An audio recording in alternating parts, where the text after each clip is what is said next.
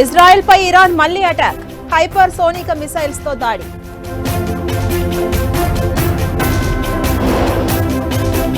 Israel తో కలిసి దాడికి అమెరికా వ్యూహం, అమెరికాకు షాక్ ఇస్తామంటున్న ఇరాన్.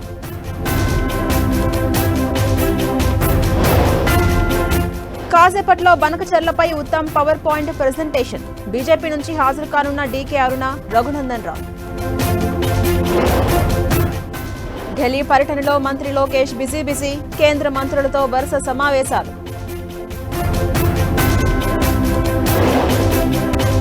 సత్తెనపల్లికి చేరుకున్న మాజీ సీఎం జగన్, రెడ్డపాళ్లలో వైసీపీ కార్యకర్త కుటుంబానికి పరామర్శ.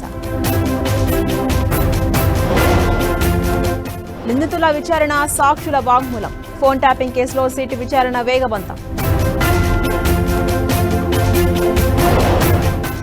లిక్కర్ కేసులో చెవిరెడ్డి భాస్కర్ రెడ్డిని ప్రశ్నిస్తున్న పోలీసులు, సాయంత్రం కోర్టులో హాజరుపరిచే అవకాశం.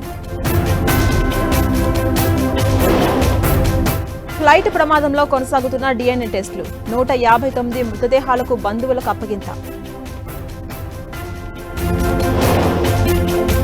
హనీమూన్ హత్య కేసులో కొత్త ట్విస్ట్, సోనంకు 119 కాల్స్ చేసిన సంజయ్ వర్మ.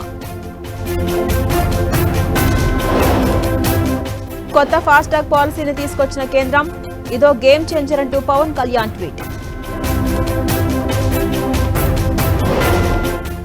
గుజరాత్ వరదల్లో 9 మంది గల్లంతు, కొనసాగుతున్న సెర్చ్ ఆపరేషన్.